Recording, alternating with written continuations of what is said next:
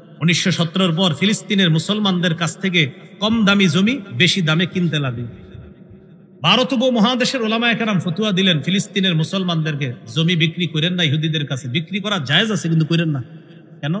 তাদের কোনো সন্ধি আছে, নিশ্চিত তাদের কোনো খারাপ উদ্দেশ্য আছে, ইহুদিদের কাছে জমি বিক্রি করেন না।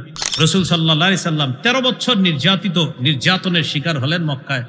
সাহাবায়ে কেরামকে নিয়ে হিজরত করে আসলেন মদিনায়। তিনি মদিনায় আসার পর ফিলিস্তিন নিয়ে প্রায় সময় কথা বলতেন আর খুব আগ্রহ প্রকাশ করতেন মুহাম্মদ সাল্লাল্লাহু আলাইহি ওয়াসাল্লাম। 1948-এ কয়েকটা দালাল রাষ্ট্রের সহযোগিতায় তারা একটা স্বাধীন রাষ্ট্রের ঘোষণা দিল, আর রাষ্ট্রের নাম রাখলো ইসরাইল। কি নাম রাখলো? এবার বলেন তো, ইসরাইল জানি কোন নবীর নাম? পবিত্র ভূমি দ্বারা উদ্দেশ্য হলো পৃথিবীর সবচেয়ে দ্বিতীয় প্রাচীনতম মসজিদ এবং মর্যাদার দিক থেকে পৃথিবীর সবচেয়ে তৃতীয় মসজিদ বাইতুল মুকাদ্দাস যেই ভূমিতে অবস্থিত, সেই ভূমির কথা বলা হয়েছে এটা পবিত্র ভূমি। এখানে তাদের একটা মোটা দাগে দাবি হলো, তারা বলে ফিলিস্তিন হলো তাদের আদি নিবাস, এই জন্য তারা তাদের এলাকা ফিরে চায়। যদি দাবির পক্ষে কোনো দলিল প্রমাণ থাকতো তাহলে সঠিক হতো, কিন্তু তাদের এই দাবির পক্ষে কোনো দলিল প্রমাণ নেই। এমনকি তাদের কাছে যে বিকৃত তাওরাত, এই তাওরাতও প্রমাণ করে তাদের এই দাবি সঠিক না। মূল বিষয় হলো, ইতিহাসবিদরা পৃথিবীর ইতিহাস সূচনা আলোচনা এইভাবে করেন, যেই যুগ থেকে এই যুগটাকে বলা হয় প্রস্তর যুগ বা পাথরের যুগ। তখনও পৃথিবীতে ছুরি, তরবারি, দা, বটি, খন্তা, কুড়াল, কোদাল এগুলা আবিষ্কার হয়নি। ধারালো পাথর দিয়ে মানুষ শিকার করত, প্রাণী শিকার করত। এই জন্য ওই যুগটাকে কয়েক ভাগে ভাগ করা যায়। শিকার পর্ব, খাদ্য সংগ্রহ পর্ব। মানুষ প্রাণী শিকার করত আর খাদ্য সংগ্রহ করত। কোন যুগে? প্রস্তর যুগে বা পাথরের যুগ। মানুষ আরেকটা বিষয়কে গুরুত্ব দিল, কৃষি সম্প্রসারণ এবং জনপদ বাড়ানো। পেশা হিসাবে মানুষ তখন কৃষি এবং জনপদকে বেছে নিয়েছিল। আরেকটি বিষয়ে মানুষ গুরুত্ব দিয়েছে, সেটা হলো ধাতু আবিষ্কার, কিভাবে নতুন নতুন জিনিস আবিষ্কার করা যায়। এইভাবে খ্রিস্টপূর্ব 3200 সনের কথা, খ্রিস্টপূর্ব 3200 সনের কথা, আরব উপদ্বীপ থেকে কেনানি নামে এক জাতি, আমরা বর্তমানে যাকে ফিলিস্তিন বলে জানি, সেখানে তারা গিয়ে বসবাস শুরু করেছে। তখনও ওই এলাকার নাম ফিলিস্তিন হয়নি। এই জায়গাটা নোট করার মতো। ইহুদিদের দাবি এখানে তাদের আদি নিবাস। ইতিহাস বলে কেনানিরা এখানের প্রথম আদি নিবাস। এই যে কেনানিরা গেল, মানুষ যখন দেখলো ধাতু আবিষ্কার করা দরকার, তখন মানুষ পৃথিবীর দিকে মনোযোগ দিয়ে দেখলো কোথায় খনিজ পদার্থ বেশি আছে, আল্লাহর নেয়ামত বেশি। মানুষ গবেষণা করে দেখলো বর্তমান যাকে ফিলিস্তিন বলে জানি, পুরা দেশটাকে আল্লাহ নেয়ামতে পরিপূর্ণ করে দিচ্ছে। স্বাভাবিকভাবেই মানুষ ওই দিকে ঝোঁকা শুরু করল। তো খ্রিস্টপূর্ব 3200 সন, তখন ব্রোঞ্জ যুগ। ব্রোঞ্জ কাকে বলে? বিভিন্ন খেলায় দেখবেন স্বর্ণের মেডেল, রূপার মেডেল দেয়, ব্রোঞ্জ দেয়। এই ব্রোঞ্জ যুগে সর্বপ্রথম টিন আবিষ্কার হয়। টিনের ঘর বানাই না আমরা, এই টিনের আবিষ্কার হয়। তো ওই 3200 সনে আরব উপদ্বীপ থেকে একটা জাতি, বর্তমান যাকে আমরা ফিলিস্তিন বলে জানি, সেখানে যায়। ওই জাতির নাম কেনানি। তাহলে বলেন তো, ফিলিস্তিনে বসবাসকারী যে জাতির নাম আমরা পাই পূর্ব থেকে, ইহুদি না কেনানি? তো তাদের দাবি তাদের আদি নিবাস এটা। তাহলে দাবি সঠিক হলো না। ফিলিস্তিনের এক অঞ্চলে বসবাস করত আরেক জাতি, নাম ফিনিশিয়ান। কি নাম? আপনাদের এই এলাকায় এরকম আছে, খান বংশ, খন্দকার বংশ, এরকম থাকে। ফিলিস্তিনের আরেক এলাকায় বসবাস করত আরেক জাতি, তাদের নাম ছিল আমরীয়। কি নাম? তাহলে দেখেন, কেনানি, ফিনিশিয়ান, আমরীয়, তিনটার মধ্যে ইহুদি কোনো নাম বলছি? এরা বলে এদের আদি নিবাস। আমরীয় যারা, তাদের একটা গোত্রের নাম হেক্সুস। কি নাম? হেক্সুস। এই হেক্সুস জাতি সর্বপ্রথম আল কুদস শহরের গোড়াপত্তন করে। যেই আল কুদস শহর আছে এখন, এই আল কুদস শহরের গোড়াপত্তন করে এটার নাম দিল ওরসালিম। কি নাম দিল? তাহলে আধুনিক যাকে ফিলিস্তিন বলে জানি, একটা নাম পাওয়া গেল ওই এলাকার। কি নাম? ওরসালিম। এর কয়েকশো বছর পর ভূমধ্য সাগরীয় একটা দ্বীপ আছে, দ্বীপের নাম ক্রিট। সহজে আপনারা বোঝার জন্য আমি বলি, ক্রিকেট বানানে কয়েকারটা বাদ দিয়া দেন, কি থাকে? ক্রিকেট কয়েকার বাদ দেন, কি থাকে? এই ক্রিট। ভূমধ্য সাগরীয় একটা দ্বীপ আছে ক্রিট। ক্রিট দ্বীপ থেকে একটা জাতি ফিলিস্তিন, যাকে আমরা চিনি এখন, ওই এলাকায় যায়, তখন এটার নাম ওরসালিম। হ্যাঁ, ওই যে হেক্সুসরা নাম রাখছে ওরসালিম। ভূমধ্য সাগরীয় দ্বীপ থেকে, ক্রিট দ্বীপ থেকে একটা জাতি ওরসালিম শহরে যায়। ওই জাতির নাম হলো ব্লেসড সম্প্রদায়। ব্লেসড। তারা ওরসালিমের নাম রাখলো বালিস্তিন। কি রাখলো? বালিস্তিন, বয়াকার, বালিস্তিন। এই বালিস্তিন নামটা পরবর্তীতে রূপান্তরিত হয়ে সুন্দর একটা নাম ধারণ করে এটাকে বলা হয় ফিলিস্তিন। বুঝে আসছে? এই হলো ফিলিস্তিন। এতগুলা কথা যে বললাম, একজন ইহুদির নামও বলছি? এদের দাবি এটা এদের। এইভাবে চলতে লাগলো। খ্রিস্টপূর্ব 1900 সনের কথা। মুসলিম জাতির পিতা ইব্রাহিম আলাইহিস সালাতু ওয়াস সালাম ইরাক থেকে নির্যাতিত হয়ে হিজরত করে তিনি আগমন করলেন যেখানে, সেটা হলো তৎকালীন ফিলিস্তিন, যেই অঞ্চলের অংশ ছিল সিরিয়া, অর্থাৎ এই সিরিয়া কবলিত ফিলিস্তিনে খ্রিস্টপূর্ব 1900 সনে জাতির পিতা ইব্রাহিম নবীর আগমন ঘটে। তাহলে ফিলিস্তিনে একজন নবী পেয়ে গেলাম আমরা। কি নাম? ইব্রাহিম। ইব্রাহিম আলাইহিস সালাম ফিলিস্তিনে আসলেন। ফিলিস্তিন যখন ইব্রাহিম নবী আসলেন, তখন ফিলিস্তিন যারা শাসন করে তারা ছিল মূর্তি পূজারী। তারা মূর্তি পূজারী হলেও অন্য ধর্মের স্বাধীনতায় বিশ্বাসী ছিল। ফিলিস্তিন মূর্তি পূজারীদের দখলে থাকা সত্ত্বেও ইব্রাহিম নবী তাওহীদের দাওয়াত দেয়, এতে তারা বাধা হয়ে দাঁড়ায় না। উনি ওনার কাজ করুক, আমরা আমাদের কাজ করব। ফিলিস্তিনে আসার পর ইব্রাহিম নবীর একজন সন্তান হয়, তার নাম ইসমাইল আলাইহিস সালাতু ওয়াস সালাম। এখন একটা কথা বলবো, এটা নোট করার মতো, মনে রাখার মতো। ইব্রাহিম নবীর সন্তান ইসমাইল নবী, ইসমাইল নবীর বংশে একজন নবী, আমাদের নবী, শ্রেষ্ঠ নবী, আখিরি নবী মুহাম্মদুর রাসূলুল্লাহ সাল্লাল্লাহু আলাইহি ওয়াসাল্লাম। বলেন তো, ইসমাইল নবীর বংশে নবী কয়জন? কে? মুহাম্মদুর রাসূলুল্লাহ সাল্লাল্লাহু আলাইহি ওয়াসাল্লাম। ইসমাইল নবীর জন্ম কোথায়? ফিলিস্তিন। তাহলে আমাদের নবীর শেকড়ের সম্পর্ক ফিলিস্তিনের সাথে। ইসমাইল নবীর 13 বছর পর তার ছোট ভাইয়ের জন্ম হয়, ইসহাক আলাইহিস সালাতু ওয়াস সালাম। ইসহাক নবী বিয়ে করলেন। ইসহাক নবীর একজন সন্তান হয়, পুত্র সন্তান, তার নাম ইয়াকুব আলাইহিস সালাতু ওয়াস সালাম।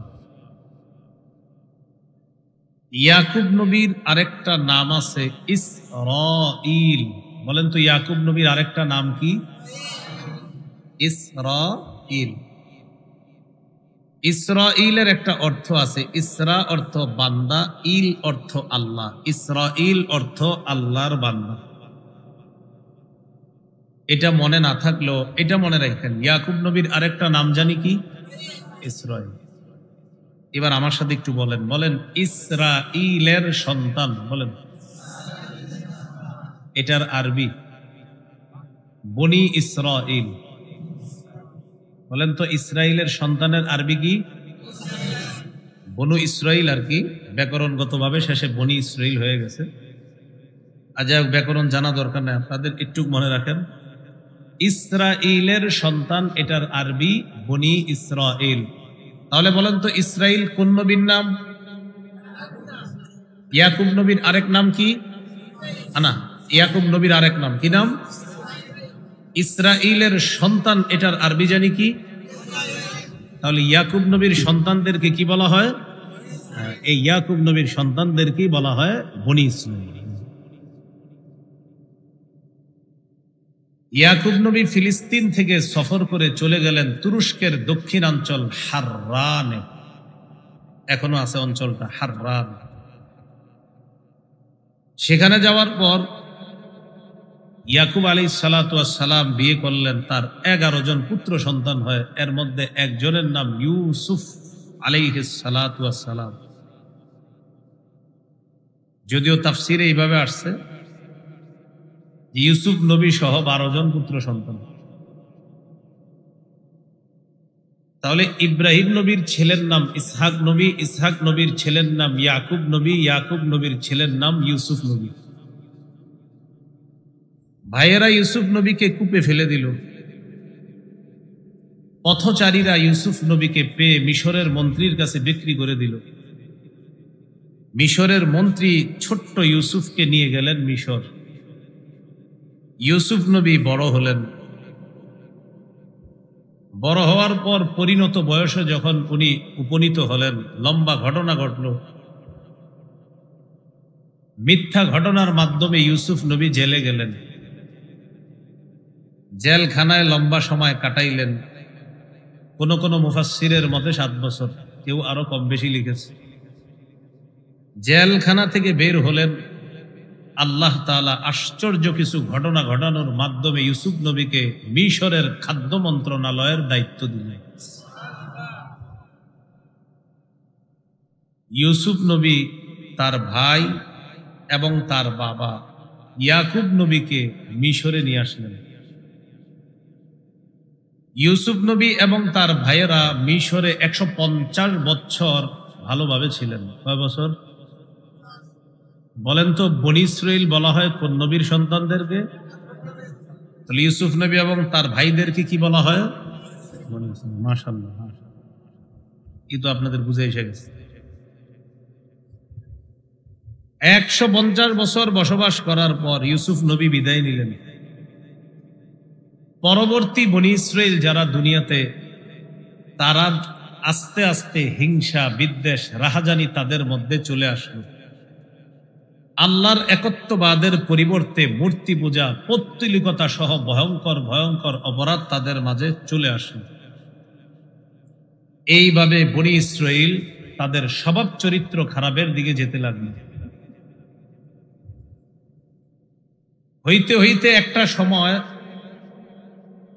রামসিস বা রামাসিস নামে এক ভয়ঙ্কর শাসকের শাসন ক্ষমতা চলতেছে মিশরে, যাকে আমরা চিনি ফেরাউন নামে। কি নামে? আসলে ফেরাউন তার নাম না, ফেরাউন তার উপাধি। মিশরে যারা মন্ত্রী হইতো তাদেরই উপাধি হইতো ফেরাউন। সেই হিসাবে রামসিস বা রামাসিসের নাম ফেরাউন। কিন্তু ও এত পরিমাণে অন্যায় করেছে, যার কারণে ফেরাউন বলতে আমরা একজনকেই চিনি, একজনের কথা আমাদের মাথায় ভেসে আসে, সেটা ওই ফেরাউন। যেমন আমাদের দেশে বা অন্য কোথাও যদি বলা হয় লেডি ফেরাউন, তখন অনেক মহিলার চরিত্র ভেসে আসে, ঠিক এরকম।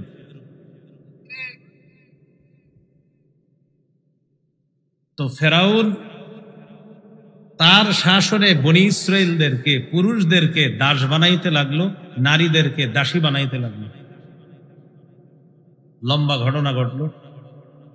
খ্রিস্টপূর্ব 1250-এ বনী ইসরাইলের মাঝে আল্লাহ তাআলা মহা মর্যাদাপূর্ণ একজন নবী পাঠাইলেন, তার নাম মূসা আলাইহিস সালাম।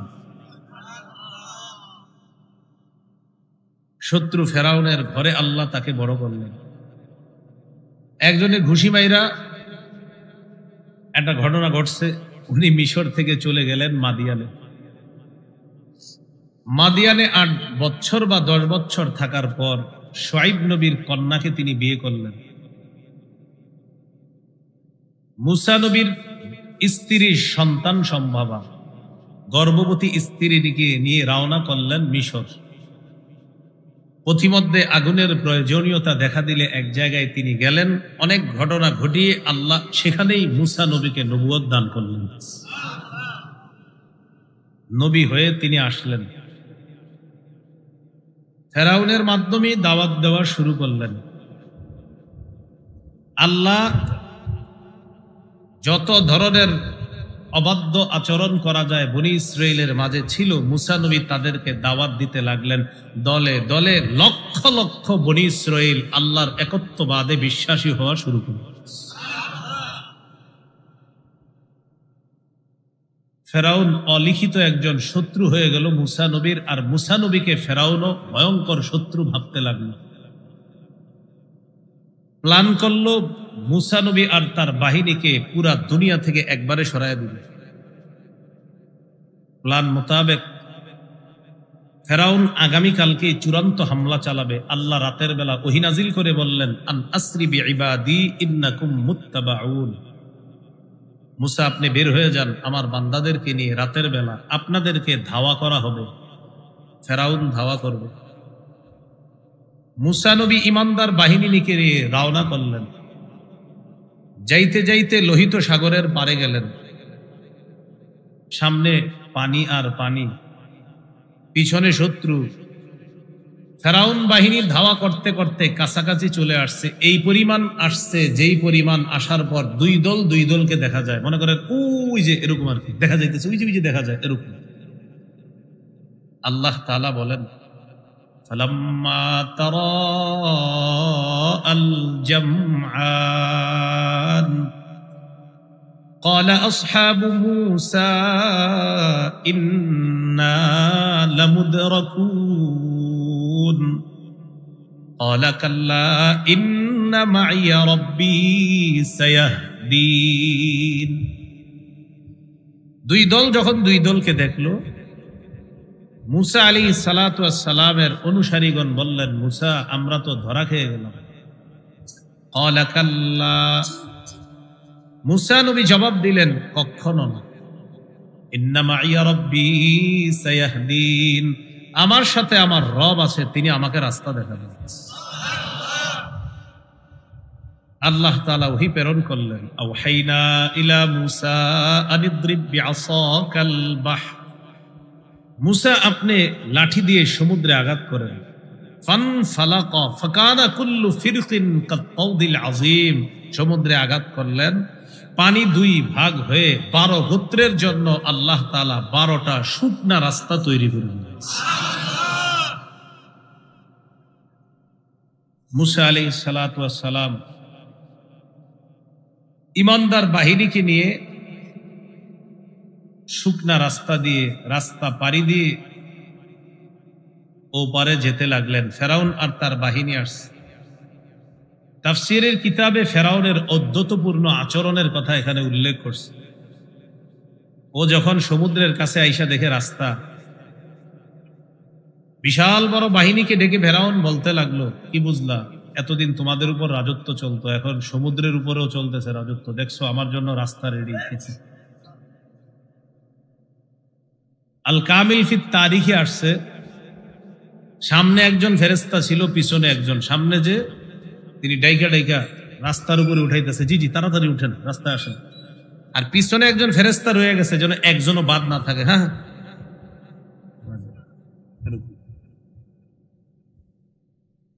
মুসা আলাইহিস সালাম এবং তার বাহিনী শুকনা রাস্তা দিয়ে নদী পার হয়ে ওপারে চলে গেলেন।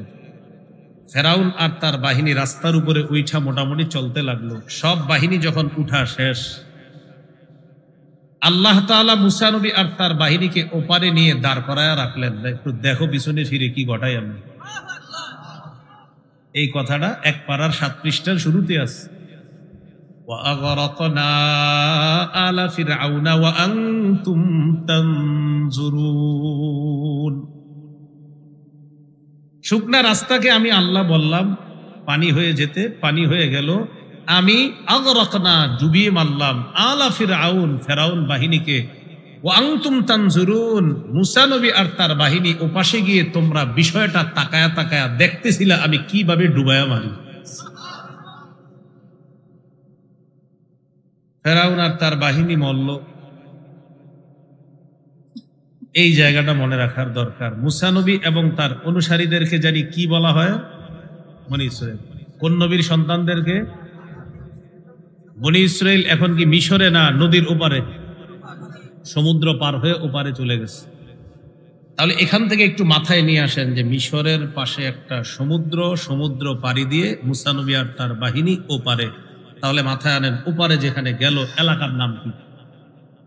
ওই এলাকার নাম সিনাই। কি নাম? সিনাই। সিনাই এলাকায় যাওয়ার পর মুসা আলাইহিস সালাম তার অনুসারীদেরকে বুঝাইলেন, এক কাজ করি, চলো আল্লাহর ঘর বাইতুল মুকাদ্দাস মূর্তি পূজারীদের দখলে আছে, আমরা জিহাদের মাধ্যমে আল্লাহর ঘরটা উদ্ধার করে আল্লাহর একত্ববাদের ঘোষণা দিয়ে এখানে আবার ইবাদত শুরু করি, চলো। রাজি হইছে। বনি ইসরাইলকে নিয়ে মুসা নবী ফিলিস্তিনে প্রবেশ করলেন। সুবহানাল্লাহ। প্রবেশ করার পর ফিলিস্তিনের মূল শহরে ঢুকার আগে একটা দেয়াল আছে, প্রাচীর আছে। এই দেয়ালের কাছে গিয়ে চূড়ান্ত ভাবে যখন মূল শহরে প্রবেশ করবে, তখন মুসা নবী বাহিনীকে বললেন, সূরা মাইদার 21 নম্বর আয়াতে এই কথাটাই আল্লাহ বলেন, ইয়া কওমি দুখুলুল আরদাল মুকাদ্দাসাতাল্লাতী কাতাবাল্লাহু লাকুম ওয়ালা তারতাদ্দু আলা আদবারিকুম ফাতানকালিবু খাসিরিন। মুসা নবী বললেন, হে আমার সম্প্রদায়, পবিত্র ভূমিতে প্রবেশ করো যা আল্লাহ তোমাদের জন্যই নির্দিষ্ট করে রেখেছেন। ওয়ালা তারতাদ্দু আলা আদবারিকুম, পিছনে ফিরে যেও না। ফাতানকালিবু খাসিরিন, উল্টে গিয়ে ক্ষতিগ্রস্ত হবা, পিছনে ফিরে যেও না।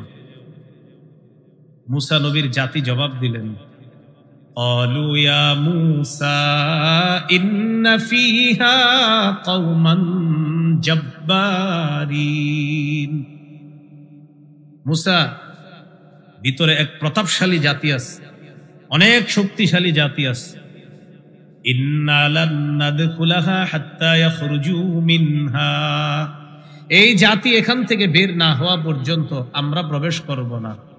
ফাইয়াখরুজু মিনহা, যদি এই প্রতাপশালী শক্তিশালী জাতি বের হয়, ফাইন্না দাখিলুন, তাহলে আমরা প্রবেশ করব।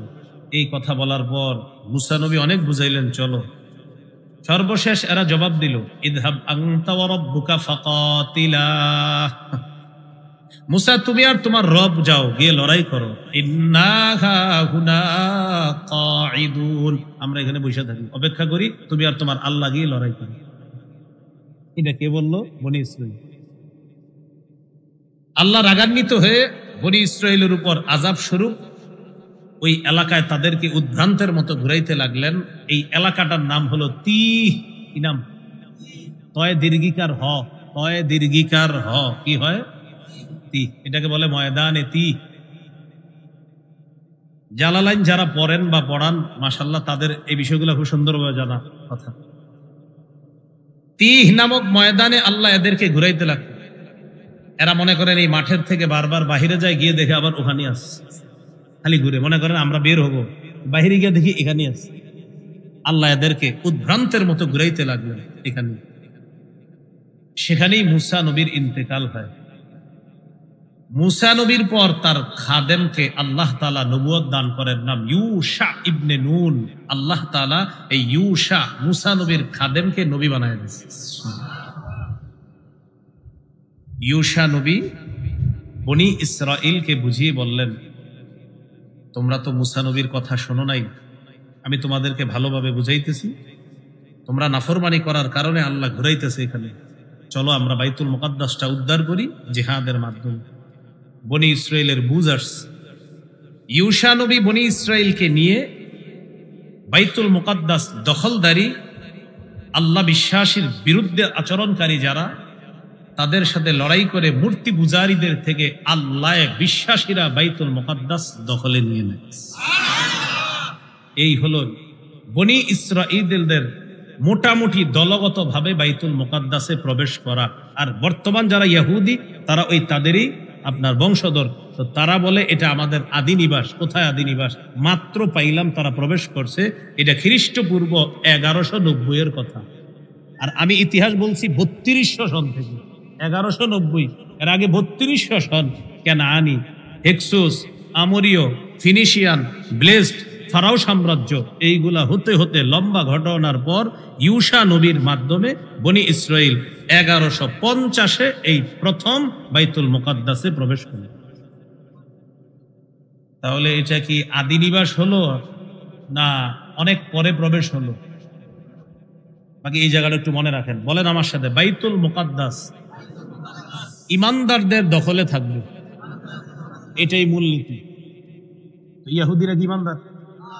এই জন্য দাবি একটা হলো আদি নিবাস, এটাও ভুল।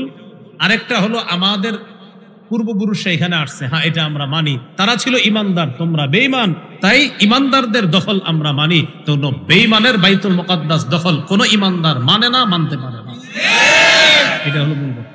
এই দুইটা জিনিস মনে রাখবেন, না অনেকে আপনাদেরকে আটকাই দিবে যে হ্যাগো এলাকা হ্যাগোরে দিব না কেন, এরকম বলবে। তখন আপনি বলবেন না, এটা তাদের আদি নিবাস না। তখন বলবে তাদের বংশ থেকে নবীরা তো আসছে, তখন বলবেন হ্যাঁ এটা ইমানওয়ালাদের দখলে থাকবে। ইহুদিদেরকে ইমান আনতে বলেন, সমস্যা নেই, নিয়ে দিবেন, সমস্যা নেই। ইমান আনতে বলেন, কোরআন মানতে বলেন, আল্লাহরে মানতে বলেন, মুহাম্মদ সাল্লাল্লাহু আলাইহি সাল্লামকে শেষ নবী মাইনা ইমান আনতে বলেন, তখন তো আমাদের ভাই হয়ে যাবে, তখন তার ইহুদি থাকবে না। কিন্তু এটা মানবে না জীবনে। তাহলে খ্রিস্টপূর্ব 1150-এ ইউশা আলাইহিস সালাতু ওয়াস সালাম বাইতুল মুকাদ্দাসে প্রবেশ করলেন। এই জায়গায় একটু মনে রাখেন কথাটা। বাইতুল মুকাদ্দাস যে এলাকাটা, শহরটা, এটাকে বলা হয় কুদস। এটার আশেপাশে কিছু গ্রাম আছে, এলাকা আছে। এই এলাকাগুলা নিয়ন্ত্রণ করার জন্য ইউশা নবী প্রত্যেক এলাকায় একজন বিচারক নিয়োগ করে দিলেন। আমরা জানি চেয়ারম্যান, মেম্বার, এমপি, মন্ত্রী, বিভিন্ন সেক্টরের দায়িত্বশীলরা এলাকা কন্ট্রোল করতে হয়। ইউশা নবী বিচারককে দায়িত্ব দিয়ে দিলেন যে তুমি শুধু বিচার করবা না, তুমি বিচারও করবা, আরো যত দায়িত্ব সব তুমি পালন করবা। এই জন্য ওই যুগটাকে বলা হয় বিচারকদের যুগ। কি বলা হয়? মানে বিচারকরা দেশ চালায়। ইউশা নবী ইন্তেকাল করলেন। ইন্তেকাল করার পর বুঝে থাকলে বলেন তো দেশ চালায় কারা? মাশাআল্লাহ। এবার একজন বিচারকের নাম মুখস্থ করেন। একজন বিচারকের নাম ছিল শামউইল। কি নাম? শামরিল না, শামউইল। ওয়াও ইয়া লাম, শিন মিম ওয়াও ইয়া লাম, শামউইল। হ্যাঁ, রিল না কিন্তু, ওয়াও ইয়া লাম বিল। বাইতুল মুকাদ্দাস বিচারকদের দখলে। বাইতুল মুকাদ্দাসের আশেপাশে যেই সমস্ত অঞ্চল, ওই অঞ্চলের জনগণ মেনে নিতে পারে না যে বিচারকরা দেশ চালাবে, এটা আমরা মানি না। এই জন্য তারা কি করতে লাগলো, হঠাৎ হঠাৎ হামলা চালাইতে লাগলো বাইতুল মুকাদ্দাসের উপর। হামলা চালাইতে চালাইতে একবার হামলায় তারা জয়লাভ করেছে। আসদুদি সম্প্রদায় বাইতুল মুকাদ্দাসকে দখলে নিয়ে নিছে। ইমানদারদের থেকে বাইতুল মুকাদ্দাস ছুটে গেল, বিচারকরা সেখান থেকে চলে গেল। একজন বিচারকের নাম মনে করছিলাম আপনাদেরকে, কি নাম?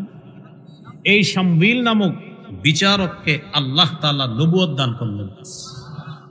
তাহলে তিনি হলেন শামউইল নবী। মজার একটা ঘটনার দিকে আমরা আগাইতেছি, দেখেন কি হয়। শামউইল নবী বনি ইসরাইলকে বললেন, এক কাজ করি চলো। মুসা নবী চেয়েছিলেন বাইতুল মুকাদ্দাস উদ্ধার করতে, তোমরা যাও নাই। ইউশা নবীর অধীনে তোমরা গিয়েছো, এখন আল্লাহ তো আমাকেও নবী বানিয়েছে, আমার অধীনেও চলো, বাইতুল মুকাদ্দাস আমরা জিহাদ করি, জিহাদের মাধ্যমে আবার উদ্ধার করি। বনি ইসরাইল জবাব দিল, না আমরা যাব না। কেন? তোমার অধীনে লড়াই করবো না। আল্লাহ যদি একজন বাদশাহ আমাদেরকে দেয়, তার অধীনে আমরা লড়াই করব। তুমি একজন বাদশাহ দাও আমাদের। এই কথাটা কোরআনে আছে। ইবআস লানা মালিকান নুকাতিল ফি সাবিলিল্লাহ। একজন বাদশাহ নিয়োগ করে দাও, যার অধীনে আমরা আল্লাহর রাস্তায় লড়াই করব। শামউইল নবী বললেন, আমার তো মনে হয় বাদশাহ নিয়োগ করার পরেও আল্লাহ যখন জিহাদ করতে বলবে, তোমরা পিছনে ফিরে যাবে। তারা বলল, ওয়ামা লানা আল্লা নুকাতিলা ফি সাবিলিল্লাহি ওয়া ক্বাদ উখরিজনা মিন দিয়ারিনা ওয়া আবনাইনা। আমাদের কি হলো যে আমরা লড়াই করব না? আমাদেরকে ঘর থেকে বের করে দেওয়া হয়েছে, সন্তানদের থেকে আলাদা করে দেওয়া হয়েছে, অবশ্যই লড়াই করবে। শামবিল নবী আল্লাহর কাছে দোয়া করলেন, আল্লাহ তাদেরকে একজন বাদশা নিয়োগ করে দেন। আল্লাহ দোয়া কবুল করলেন। তালুত নামে একজন বাদশা আল্লাহ নিয়োগ করে দিলেন। ত আলিফ লাম ওয়াও তা, তালুত, তয় আকার লয় রস্যুকার ত, কি নাম? তালুত। এই তালুত নামে একজন বাদশা আল্লাহ নিয়োগ করে দিলেন। তালুত নামক বাদশা নিয়োগ করার পর বনি ইসরাইলকে শামবিল নবী বললেন, ঠিক আছে বাদশার অধীনে এবার জেহাদে যাও। বনি ইসরাইল কি বলে দেখেন, বাদশা আবার কে? বলতেছে তালুত। তালুত আবার কে? তোমরা না বললা? আরে বলছি দেখা তালুত মালুত যারে তুমি বাদশা বানাইবা নাকি? তাহলে কে? তখন বনি ইসরাইল বলল, আন্না ইয়াকুনু লাহুল মুলকু আলাইনা ওয়া নাহনু আহাক্কু বিল মুলকি মিনহু ওয়া লাম ইউতা সাআতাম মিনাল মাল। সে আমাদের উপর কিভাবে রাজত্ব করবে? রাজত্বের বেশি হকদার আমরা। তুমি বাদশা বানাইলে আমগো থেকে কাউরে বানাইতা তাহলে মানতাম। কোত্থেকে এক তালুত ধরে নিয়ে আসছো বলতেছো বাদশা? আর তার তো টাকা পয়সাও নাই, তাকে তো প্রচুর টাকা পয়সাও দেওয়া হয়নি, তার তো টাকা পয়সা নাই এখানে নোট করার মতো। ওই যুগে বনি ইসরাইলরা মনে করত নেতা হতে গেলে টাকা লাগে, যেই বিষয়টা আমাদের যুগেরও কিছু অসুস্থ মস্তিষ্ক সম্পন্ন মানুষ মনে করে নেতা মানি টাকা। তখন চা দোকানের সামনে বসে থাকে, গিয়ে অপেক্ষায় থাকে কে আইসা 500 দিবে। এক মুহূর্তের জন্য সরে না, কারণ যদি 500 ছুটে, যে 500 দেয় বলে কি আপনার সাথে আছে। একটু পরে একজন এসে 1000 দেখো, হ্যাঁ তোমার সাথে আছে। আরেকজন এসে 2000 দেয়। এইভাবে মোটামুটি 10, 12, 20 দিন যেরকম চলে আর কি, এরকম তার বিশাল বড় একটা ইনকাম হয়, আর সবাইরই বলে তোমার সাথে আছে। এবার ওই ব্যক্তি 100 কোটি টাকা খরচ করে, 50 কোটি টাকা খরচ করে, খরচ করার পর আপনি কি মনে করেন ফাও খরচ করছে? এবার ওই টাকা সে পরিপূর্ণভাবে উঠাবে। উঠানোর সময় কি করবে? রডের পরিবর্তে বাঁশ দিবে। সবই তো ঠিক কইলেন। 1500 খাওয়া এটাও ঠিক, রডের পরিবর্তে বাঁশ এটাও ঠিক। আল্লাহ আমাদের দেশে একজন আদর্শ ন্যায়পরায়ণ পুরুষ শাসক তৈরি করে দেন। কিয়ামতের আগে যেন বাংলাদেশে আর কোনো নারী শাসক না হয়। রাসূলুল্লাহ সাল্লাল্লাহু আলাইহি সাল্লাম বলেন, লা ইউফলিহা কওমুন ওয়াল্লাহু আমরাহুম ইমরাআ, ওই জাতি কিছুতেই সফল হবে না যেই জাতি তাদের নেতৃত্বে কোনো নারীকে বসায় দেয়। এজন্য দেখেন, কেউ যদি এখনো মাথায় নিয়ে রাখেন যে আগামীতে আবারও নারী শাসক চাই, আমি আপনারে ভদ্রভাবে বলবো, আপনি একটা পোস্টার বানাবেন এইভাবে, আগামীতে আবারও নারী শাসক চাই, কেননা বলদের মতো সারা জীবন হতভাগা থাকতে চাই না। আমি তো বলি নাই যে আপনি ভাবলেন, আপনি এটা লিখেন, কারণ আমার নবী বলছে আপনি হতভাগা থাকবেন যতদিন নারী শাসক থাকবে। আপনি কেন আপনার মাথায় আসে না যারা নারীদেরকে বিভিন্ন জায়গায় নামায়া দিচ্ছে আর বিভিন্ন অধিকারের নামে বিভিন্ন জায়গায় প্রতিষ্ঠিত করছে, তাদের দেশেও 47 জন প্রেসিডেন্ট হলো, একজনও নারী হলো না? এটা কেন আমাদের মাথায় ঢুকে না? 47 জনের একজনও নারী না, সব পুরুষ। কারণ এরাও জানে দেশের উন্নতি করতে হলে পুরুষ লাগবে, নারী হলে দুদিন পর পর খালি একই কথা বলবে আর একই ঢোল বাইরাবে। কথা বুঝার চেষ্টা করে, আল্লাহ বুঝার তৌফিক দান করেন। বনি ইসরাইল বলল কি, তার তো টাকা পয়সা নেই। শামবিল নবী বললেন, টাকা পয়সা না থাকলেও দুইটা যোগ্যতা আছে। ইন্নাল্লাহা আসতাফাহু আলাইকুম ওয়া যাদাহু বাসতান ফিল ইলমি ওয়াল জিসম, নিশ্চয়ই আল্লাহ তাকে তোমাদের উপর নির্বাচন করেছেন। তাকে আল্লাহ দুইটা বিষয় অনেক বেশি দান করেছেন। এক নাম্বার, তার সিনা ভর্তি আল্লাহ বিদ্যা দান করেছেন, আর তাকে আল্লাহ শক্তি দান করেছেন জিহাদের ময়দানে নেতৃত্ব দেওয়ার মতো। তাহলে সিনাবর্তী বিদ্যা আছে, জিহাদের ময়দানে নেতৃত্ব দেওয়ার যোগ্যতা আছে, এই দুই গুণ আছে তার। এখান থেকে বোঝা যায় আদর্শ শাসক যিনি হবে তার মাঝে জ্ঞান থাকা, আর মুসলমানদের শাসক যিনি হবে তার মাঝে আল্লাহ ভীতি থাকা, ধার্মিকতা থাকা, যেন তার দ্বারা আমানতের খেয়ানত না হয়। এই কথাগুলা গুরুত্ব সহকারে অনুধাবন করার চেষ্টা করা। আল্লাহ তৌফিক দান করেন। বনি ইসরাইল মেনে নিয়েছে, তালুতকে বাদশা মেনে নিয়েছে। নেওয়ার পর এবার বললেন, আচ্ছা তালুত যে আমগো বাদশা, এটার কোনো প্রমাণ আছে কিনা? মানছে, মানে বাদশা মানছে, এখন বলতেছে কোনো প্রমাণ আছে? শামবিল নবী বললেন, একটা প্রমাণ আছে। কি প্রমাণ? তোমাদের যে বরকতি একটা বাক্স আছে, এই বাক্সটাকে বলা হয় তাবুত। বলা হয় বনি ইসরাইলের একটা বাক্স আছে, এটাকে বলা হয় তাবুত। তা জবর তা, আলিফ বা ওয়াও তা, তয়াকার বয় রস্যুকার ত, তাবুত।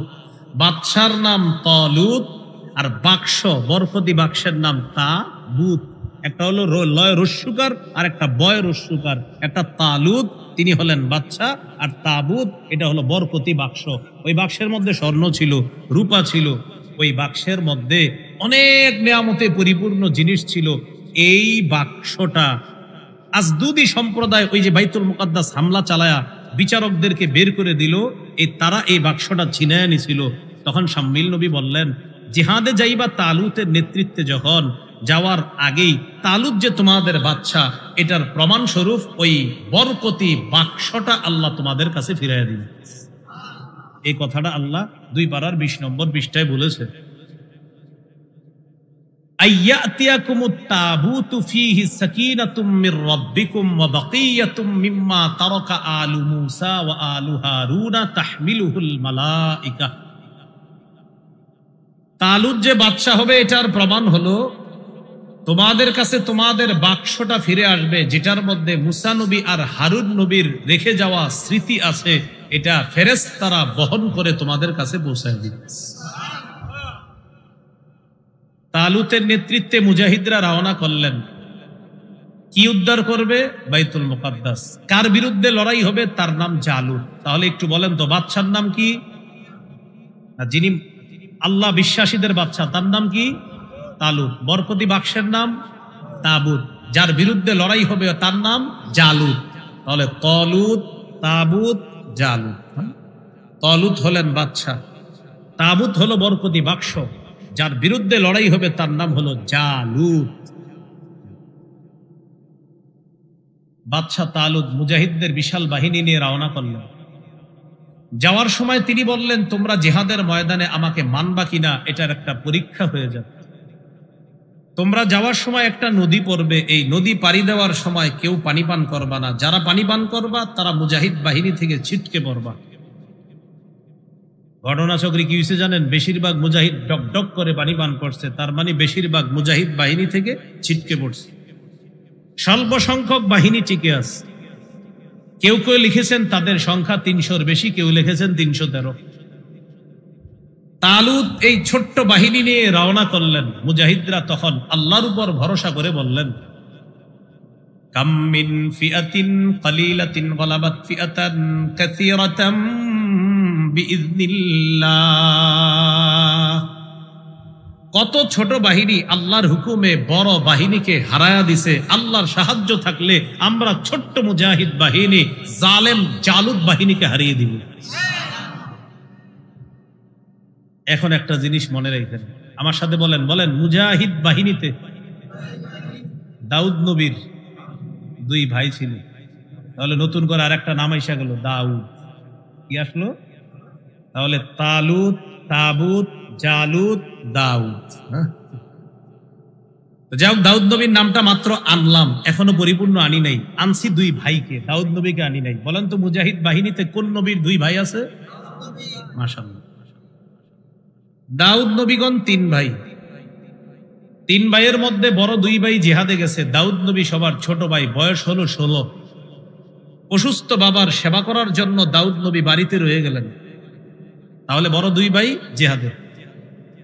তালুত বাহিনী জালুত বাহিনীর সাথে লড়াই শুরু হয়েছে।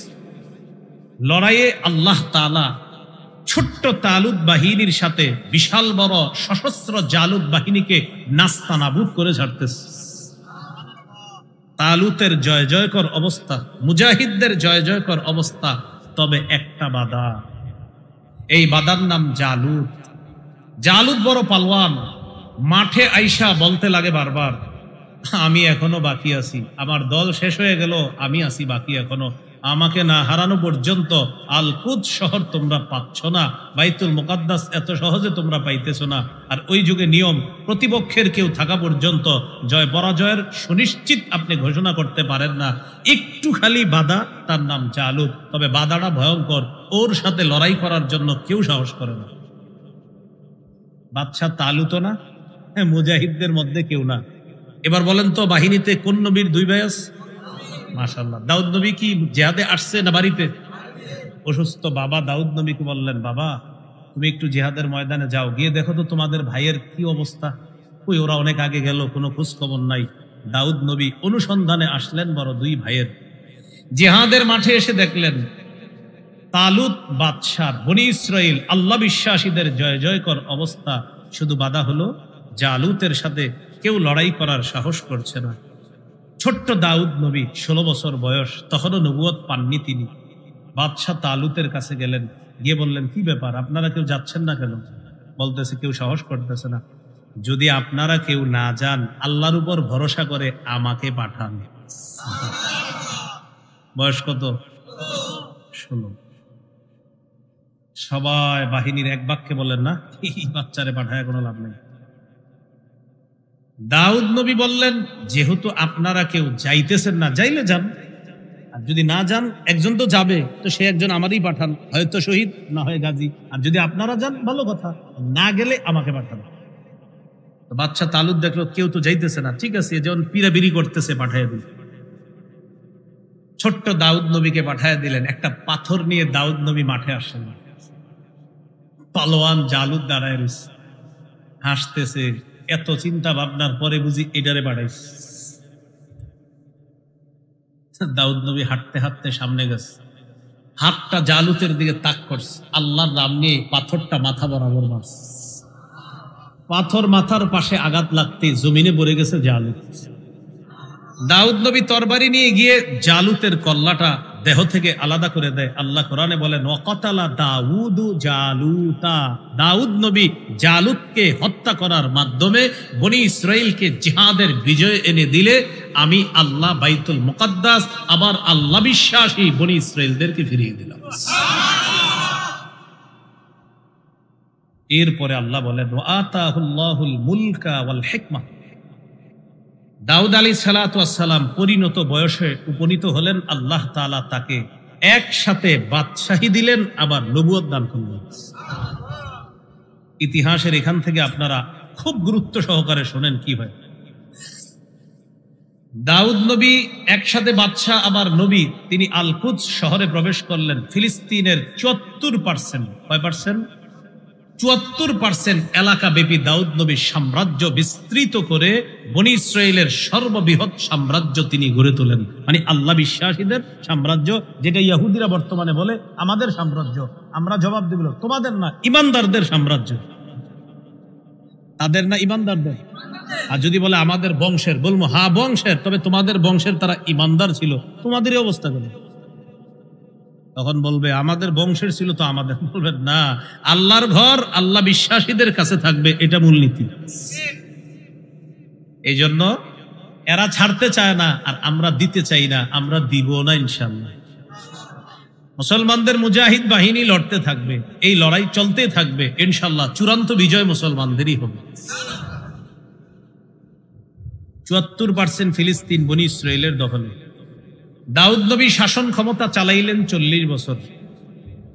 দাউদ নবী দুনিয়া থেকে চলে গেলেন, তার সন্তান সুলাইমান আলাইহিস সালাম তিনি ক্ষমতায় বসলেন। তাকেও আল্লাহ 40 বছরের শাসন ক্ষমতা দান করলেন। বাবা আর সন্তান মিলে 40 দুগুণে কত হলো? হ্যাঁ, এটা একটু মনে রাখেন, আমার সাথে বলেন। বনি ইসরাইলের ইমানি শাসন ছিল 80 বছর। আবার বনি ইসরাইলের ইমানি শাসন ছিল 80 বছর। দাউদ নবীর 40, সুলাইমান নবীর 40, এই হলো 80। বলেন কয় বছর? এবার বলেন 338 বছর শিরিক, কুফর, অত্যাচার, পাশবিকতার শাসন ছিল। তাহলে বনি ইসরাইলের ইমানি শাসন ছিল 80 বছর, আর 308 বছর ছিল কি শাসন? কুফুরের, শিরিকের। হ্যাঁ, এটা বলতেছি আমি। সময় আছে তো আপনাদের? মন দিয়ে শোনেন, আমার নাই, আপনাদের আছে। হ্যাঁ, শোনেন।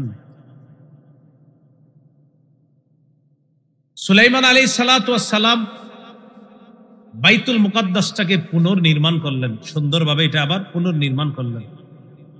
এখান থেকে বোঝা যায় বাইতুল মুকাদ্দাস আগেই ছিল, পুনর্নির্মাণ করেছেন সুলাইমান নবী। যেটা আধুনিক যে ডিজাইনটা দেখি, এই সুন্দর একটা পুনর্নির্মাণ করেছেন সুলাইমান নবী। সুলাইমান আলাইহিস সালাতু ওয়াস সালাম বাইতুল মুকাদ্দাস নির্মাণ করার পরে আল্লাহর কাছে একটা দোয়া করেছিলেন। নাসাইর 692 নম্বর হাদিসের বর্ণনা, লাম্মা ফারাগা সুলাইমান ইবনে দাউদ মিন বিনাই বাইতিল মাকদিস সাআলাল্লাহা সালাসা হুকমান ইউসাদিফু হুকমা ওয়া মুলকান লা ইয়ানবাগি লি আহাদিন মিন বাদি ওয়া আন লা ইয়াতি হাদাল মাসজিদ আহাদুন লা ইউরিদু ইল্লা আস-সালাতা ফীহি খারাজা মিন যুনুবিহি কায়াউমিন ওয়ালাদাতহু উম্মুহু। সুবহানাল্লাহ। সুলাইমান নবী যখন বাইতুল মুকাদ্দাস পুনর্নির্মাণ কাজ থেকে ফারেগ হলেন, তখন সুলাইমান নবী আল্লাহর কাছে তিনটা জিনিস চাইলেন। বলেন তো সুলাইমান নবী বাইতুল মুকাদ্দাসের পুনর্নির্মাণ শেষ করার পর রবের কাছে কয়টা জিনিস চাইছেন? এক নাম্বার, আল্লাহ আমি যেন এমন বিচার করি যেই বিচার আপনার বিচারের মতো হয়, মানে আপনার বিচারে যেমন কোনো ভুল নাই, আমার বিচারেও যেন ভুল না হয়। সুবহানাল্লাহ। দুই নাম্বার, ওয়া মুলকান লা ইয়ানবাগি লি আহাদিন মিন বাদি, এটা কোরআনেও আছে 23 নম্বর পারায়। আল্লাহ আমি আপনার কাছে এমন রাজত্ব চাই, আমার পরে এই রাজত্ব দুনিয়ার আর কাউরে দিবেন না, এমন একটা রাজত্ব চাই। এই দুইটা দোয়া আল্লাহ সুলাইমান নবীর জীবদ্দশাতেই কবুল করে ফেলছে। সুলাইমান নবীর বিচারে কোনো ভুল হইতো না, আর তাকে আল্লাহ রাজত্ব দিছে। কি রাজত্ব? মানুষের, জিনের, বাতাসের, পিপিলিকার ভাষা পর্যন্ত দিয়ে বুঝতেন। রয়ে গেল আরেকটা, সেটা কি? আল্লাহ এই বাইতুল মুকাদ্দাসে কোনো মুসলমান যদি নামাজের নিয়তে আসে, নামাজ পড়ে যখন বের হবে সে যেন এমন ভাবে বের হয় যেন তার মা আজকে তাকে জন্ম দিয়েছে, গুনাহ থেকে তাকে আপনি এমন নিষ্পাপ বানায় দিবেন। আমাদের নবী বলেন, আমি নবী আশাবাদী বাইতুল মুকাদ্দাসে কেউ নামাজের নিয়তে গিয়ে নামাজ পড়ে যদি বের হয় তাকে নিষ্পাপ শিশুর মতো আল্লাহ বের করে। আল্লাহ আমাদের সকলকে সেই বাইতুল মুকাদ্দাসে নিরাপদে যেন সফর করতে পারি, আল্লাহ তৌফিক দান করেন। বুখারীর বর্ণনা 1189 নম্বর হাদিস। এই হাদিসটা শোনার আগে আমার সাথে একটু বলেন বাইতুল মুকাদ্দাস পৃথিবীতে মর্যাদাপূর্ণ মসজিদের মধ্যে তৃতীয় মসজিদ বাইতুল মুকাদ্দাস। জবাব দেন আপনারা, বলেন তো মর্যাদায় তৃতীয় মসজিদ পৃথিবীতে কোনটা? সহিহ বুখারীর 1189 নম্বর হাদিসে আছে, লা তুশাদ্দুর রিহালু ইল্লা ইলা সালাসাতি মাসাজিদা আল মাসজিদিল হারাম ওয়া মাসজিদির রাসূল সাল্লাল্লাহু আলাইহি ওয়াসাল্লাম ওয়া মাসজিদিল আকসা। নবী বলেন তিনটি মসজিদে সফর করা উচিত। একটা হলো মসজিদে হারাম, আরেকটা হলো মসজিদে রাসূল মসজিদে নববী যেটা মদিনায়, আরেকটা হলো বাইতুল মুকাদ্দাস। আমাদের অনেকের দুইটা সফর হয়েছে। আমরা আশাবাদী জিহাদের জন্য হোক আর নামাজের জন্য হোক আমাদের তৃতীয় সফরটাও হবে ইনশাআল্লাহ। সেটা কোথায়? বাইতুল মুকাদ্দাস। এবার আমার সাথে বলেন পৃথিবীতে সবচেয়ে প্রাচীনতম দ্বিতীয় মসজিদ বাইতুল মুকাদ্দাস। দেখি আপনাদেরকে একটা পরীক্ষা করি, বলেন তো পৃথিবীর সবচাইতে মর্যাদায় তৃতীয় মসজিদ কোনটা? আর প্রাচীনতম জানি কত? দ্বিতীয়। মাশাআল্লাহ। মর্যাদায় কত? প্রাচীনতম। মাশাআল্লাহ। মর্যাদায় আর প্রাচীনতম 2। এই তো আপনাদের বুঝে এসে যেতেছে। ছাত্রদেরকে অনেকক্ষণ বুঝাইতে হয়, আপনারা তো সহজেই বুঝে বলতেছেন। মাশাআল্লাহ। আমি কিন্তু এইগুলা ক্লাসেও বলি, আপনাদেরকেও বলতেছি। এর মানে আমি ওয়াজের ময়দানে যেগুলা বলি ক্লাসে এগুলোই বলি। আপনি মনে করেন না যে হুজুর মনে এটা ওয়াজ আর এই জায়গায় ক্লাস, এই জায়গায় এটা, এখানে যেটা। রাসূলুল্লাহ সাল্লাল্লাহু আলাইহি সাল্লামের সাহাবী আবু যর গিফারি রাদিয়াল্লাহু তাআলা আনহুর বর্ণনা, বুখারীর 3366 নম্বর হাদিস। এই হাদিসে আসছে আবু যর গিফারি রাদিয়াল্লাহু তাআলা আনহু প্রশ্ন করলেন নবীজিকে, আইয়ু মাসজিদিন উদিআ ফিল আরদি আউয়ালু, হুজুর দুনিয়াতে সর্বপ্রথম কোন মসজিদটি নির্মাণ করা হয়েছে? নবীজি বললেন আল মাসজিদুল হারাম। আমি প্রশ্ন করলাম সুম্মা আইয়ুন, হুজুর এরপর কোনটা? নবীজি বললেন আল মাসজিদুল আকসা। আমি বললাম হুজুর 2 মসজিদ নির্মাণের মাঝে ব্যবধান কত? নবীজি বললেন 40 সানা, 40 বছর। তাহলে বলেন তো সর্বপ্রথম নির্মিত মসজিদ কোনটি? দ্বিতীয়। দুইটার মাঝে ব্যবধান।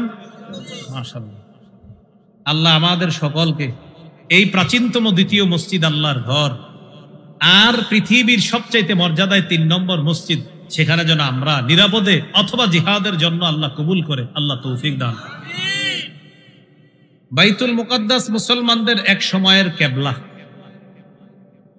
মুসনাদে আহমদের হাদিস 2991 নম্বর হাদিস, 2991। কানা রাসূলুল্লাহ সাল্লাল্লাহু আলাইহি ওয়াসাল্লাম ইউসাল্লি ওয়া হুয়া ফি মক্কা নাহওয়া বাইতুল মাকদিস ওয়াল কাবাতু বাইনা ইয়াদাই। নবীজি কাবা সামনে রাইখা লম্বা একটা সময় বাইতুল মাকদিসের দিকে ফিরে সালাত আদায় করতেন রাসূল সাল্লাল্লাহু আলাইহি ওয়াসাল্লাম।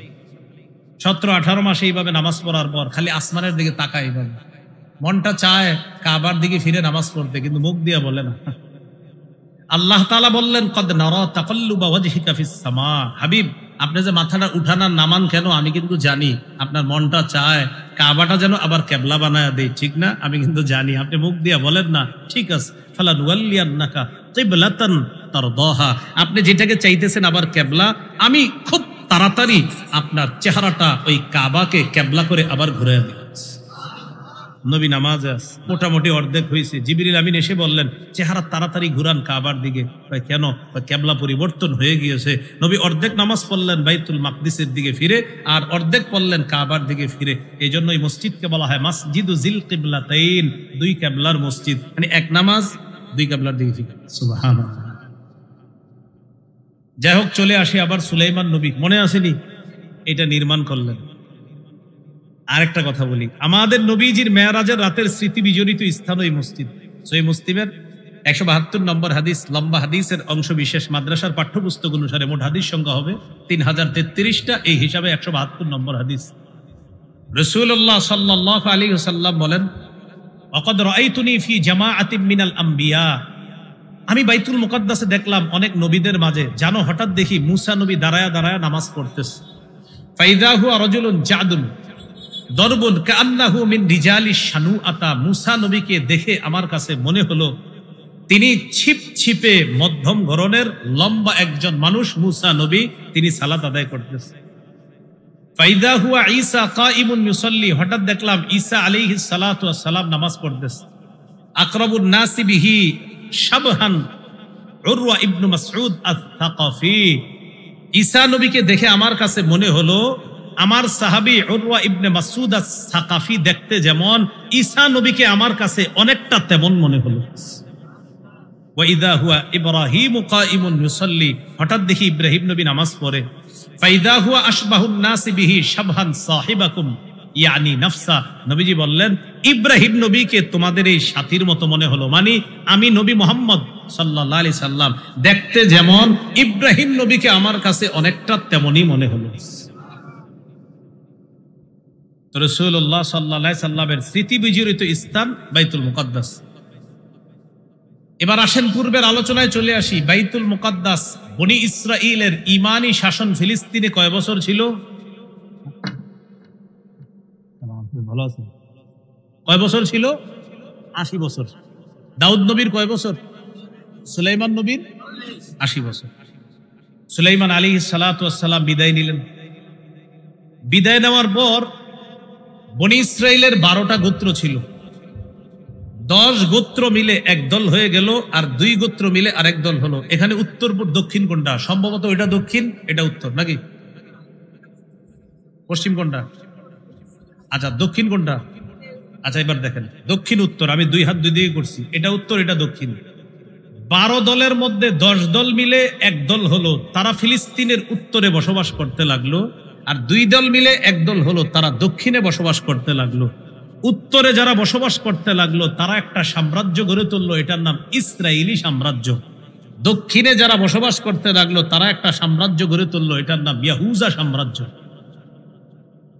ইসরায়েলি সাম্রাজ্য যারা ফিলিস্তিনে, তারা 202 বছর শাসন করলো। কয় বছর? তাদের উপরে ইরাকের এক জনগোষ্ঠী এসে হামলা চালায়, তাদের নাম এসিরিয়ান সম্প্রদায়। তারা হামলা চালায় 202 বছরের ইসরায়েলি সাম্রাজ্য তছনছ করে দিছে। দক্ষিণেরটা ছিল ইয়াহুদা সাম্রাজ্য, তারা আরো 150 বছর শাসন করছে। 202 আর 150 হয় 352 বছর। কিন্তু এই 352 বছর কোনো সুখকর ইতিহাস না, শিরিকের, কুফরের, হিংসা, বিদ্বেষ, জিগাংসার ইতিহাস, ভালো ইতিহাস না।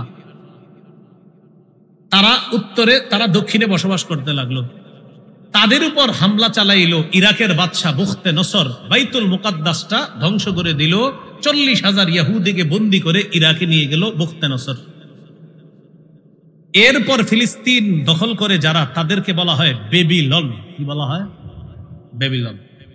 বেবিলন ফিলিস্তিন শাসন করে 47 বছর। তারা 47 বছর শাসন করার পর পারসিক বা পারস্যরা তাদের উপর হামলা চালিয়ে তাদেরকে পরাজিত করে পারসিকরা ফিলিস্তিন দখলে নেয়। পারসিকরা ফিলিস্তিন শাসন করলো 207 বছর। পারসিকদের উপর হামলা চালায় রোমান নেতা আলেকজান্ডার, যেটা আমরা অনেক গল্পের বইয়েও পড়ি আলেকজান্ডারের কথা। এই আলেকজান্ডার পারসিকদেরকে পরাজিত করে রোমানদের শাসন ক্ষমতা আসে ফিলিস্তিনে। 300 বছরের বেশি শাসন করে রোমানরা। এইভাবে হতে হতে ঈসা নবীর জন্মের সময় হয়ে গেল। সুবহানাল্লাহ। ঈসা নবী আসলেন, ঈমানের দাওয়াত দিতে লাগলেন। মুষ্টিময় কিছু মানুষ সঠিক ধর্ম গ্রহণ করলো। ঈসা নবীকে আল্লাহ আসমানে উঠায় নিলেন। 324 খ্রিস্টাব্দে রোমান সম্রাট কনস্টান্টাইন নামে এক ব্যক্তি খ্রিস্ট ধর্ম গ্রহণ করে। সে খ্রিস্টান হয়ে যাওয়ার পর দলে দলে লাখ লাখ মানুষ খ্রিস্টান হতে লাগলো। কিন্তু একটু কথাটা বুঝছেন, খ্রিস্টান ধর্মটা তখন ইমানের ধর্ম ছিল থাকলেও পত্তলিকরা খ্রিস্টান হতে লাগলো। খ্রিস্টান হতে হতে পত্তলিকতা খ্রিস্টানদের মধ্যে ঢুকাইয়া দিতে লাগলো। তখন ওই ইমানি যে দাওয়াত ঈসা নবী দিয়ে গেল, সেই ধর্মটাকে তারা বিকৃত ধর্ম বানিয়ে ফেলল। তাহলে ইহুদি ধর্ম আগে বিকৃত হইল, খ্রিস্টান ধর্ম পত্তলিকরা ঢুকে বিকৃত করে ফেলছে। এজন্য আমরা সতর্ক। ইসলাম ধর্ম মুহাম্মদ সাল্লাল্লাহু আলাইহি সাল্লামের জামানা থেকে এই পর্যন্ত যেমন ছিল আছে থাকবে। এটাকে তাহরিফ, বিকৃত করার সুযোগ নাই, দেওয়া হবে না। যে বিকৃত করতে চাবে তাকে আমরা নস্যাৎ করে দেব। ইসলাম ধর্ম এটা শ্রেষ্ঠ ধর্ম, এটা বিকৃত করার কোনো সুযোগ নেই। খ্রিস্টান ধর্ম বিকৃত হয়ে গেল। এইভাবে ঈসা নবীর পর 570-এ আল্লাহ তাআলা পৃথিবীর শ্রেষ্ঠ, দুই জগতের শ্রেষ্ঠ, আল্লাহর পরে যিনি শ্রেষ্ঠ, আমাদের নবী মুহাম্মদুর রাসূলুল্লাহ সাল্লাল্লাহু আলাইহি ওয়াসাল্লাম, রহমতের নবী, শ্রেষ্ঠ নবী, আখিরি নবী মুহাম্মদ সাল্লাল্লাহু আলাইহি সাল্লামকে পাঠাইলেন। তিনি আসলেন 609 খ্রিস্টাব্দে। নবীজির নবুয়ত আল্লাহ প্রকাশ করলেন। রাসূল সাল্লাল্লাহু আলাইহি সাল্লাম 13 বছর নির্যাতনের শিকার হলেন মক্কায়। সাহাবায়ে কেরামকে নিয়ে হিজরত করে আসলেন মদিনায়। তিনি মদিনায় আসার পর ফিলিস্তিন নিয়ে প্রায় সময় কথা বলতেন আর খুব আগ্রহ প্রকাশ করতেন মুহাম্মদ সাল্লাল্লাহু আলাইহি ওয়াসাল্লাম। তখন পৃথিবীর মধ্যে দুইটা পরাশক্তি হয়ে যায়, একটা হলো পারস্য আর একটা হলো রোমানরা। পারস্য আর রোমের মধ্যে একটা লড়াই হয়। এই লড়াইয়ে রোমানরা হেরে যায়, পারস্যরা বিজয় লাভ করে। এতে মুহাম্মদ সাল্লাল্লাহু আলাইহি সাল্লাম কষ্ট পায়, কারণ রোমান যারা ছিল তারা জ্ঞান বিজ্ঞানে এগিয়ে ছিল, আর তারা যদিও অমুসলিম ছিল কিন্তু তারা আহলে কিতাব ছিল।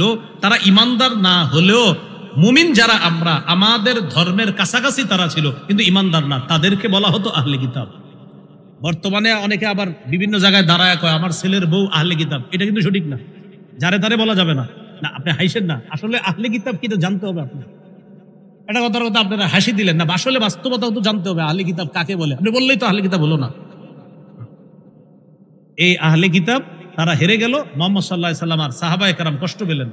আল্লাহ বলে দিলেন গুলিবাতির রূম ফি আদনাল আরদি ওয়া হুম মিন বাদি গালাবিহিম সায়াগলিবুন। টেনশনের কিছু নাই, রোমরা এখন হেরে গেছে, অচিরেই আবার রোম বিজয় লাভ করবে। পরবর্তীতে রোম বিজয় লাভ করছে। কিন্তু রোম বিজয় লাভ করলেও রোমানদের একজন সম্রাট ছিল, তার নাম, তাকে ইতিহাসে আপনার বলা হতো শুরাহবিল ইবনে আমর আল গাসসানি। শুরাহবিল ইবনে আমর আল গাসসানি। এই শুরাহবিলের কাছে আল্লাহ রাসূল সাল্লাল্লাহু আলাইহি সাল্লাম একটা চিঠি লিখলেন, ইসলামের দাওয়াত দিলেন। যাকে দিয়ে চিঠিটা পাঠাইছে তাকে হত্যা করছে শুরাহবিল। তাহলে নবীর দূতকে কি করলো? হত্যা করে দিল। নবীজি খুব কষ্ট পাইছে সাল্লাল্লাহু আলাইহি ওয়াসাল্লাম। তখন রাসূলুল্লাহ সাল্লাল্লাহু আলাইহি সাল্লাম মুতার প্রান্তরে যে লড়াইটা হয়, 3 সেনাপতিকে আল্লাহ রাসূল পাঠাইলেন, যায়েদ ইবনে হারেসা, আব্দুল্লাহ ইবনে রাওয়াহা, জাফর ইবনে আবি তালেব। এই মুতার প্রান্তরে তাদের সাথে লড়াই হয়। নবীজি চেয়েছিলেন তাদের বিরুদ্ধে আরেকটা দল পাঠাবে ইন্তেকালের 1 মাস আগে উসামা ইবনে যায়েদ রাদিয়াল্লাহু তাআলা আনহুমার নেতৃত্বে। কিন্তু পাঠাইতে পাঠাইতে আল্লাহ রাসূল বিদায় নিলেন, আর দল পাঠানো হয় নাই। খলিফা হলেন আবু বকর সিদ্দিক রাদিয়াল্লাহু তাআলা। আবু বকর সিদ্দিক রাদিয়াল্লাহু তাআলা আনহু বিষয়টা গুরুত্ব সহকারে নিলেন। রবিউল আউয়াল মাস 633 রবিউল আউয়াল মাস 633 খ্রিস্টাব্দ 14 জুন আবু বকর সিদ্দিক রাদিয়াল্লাহু তাআলা একটা মিটিং এর আয়োজন করলেন। সেখানে আলোচনা করলেন ফিলিস্তিন সম্পর্কে কি করা যায়। আলোচনা করতে করতে গুরুত্ব পাইল ফিলিস্তিন, কিন্তু আবু বকর সিদ্দিক রাদিয়াল্লাহু তাআলা 2 বছর 6 মাস শাসন ক্ষমতা থাকার পর তিনি বিদায় নিলেন। ক্ষমতায় আসলেন ওমর ফারুক রাদিয়াল্লাহু তাআলা, খলিফা হলেন। 16 হিজরিতে আল্লাহ তাআলা ওমর ফারুক রাদিয়াল্লাহু তাআলা আনহুর মুজাহিদ বাহিনীর হাতে গোটা ফিলিস্তিন মুসলমানদের হাতে আল্লাহ দিলেন। আর গোটা ফিলিস্তিন কিছু অংশ বাকি থাকলেও আমিরে মুআবিয়া রাদিয়াল্লাহু তাআলা আনহুর জামানায় গিয়ে পুরা ফিলিস্তিন অঞ্চল, পুরা সিরিয়া অঞ্চল আল্লাহ তাআলা মুসলমানদের হাতে দিয়ে দেন। মনে রাখতে হবে তখন ফিলিস্তিন সিরিয়ার অন্তর্ভুক্ত ছিল, শামের অন্তর্ভুক্ত। এই অঞ্চলে মুসলমানদের মধ্যে সর্বপ্রথম গভর্নর ছিলেন আবু ওবায়দা ইবনুল জাররাহ।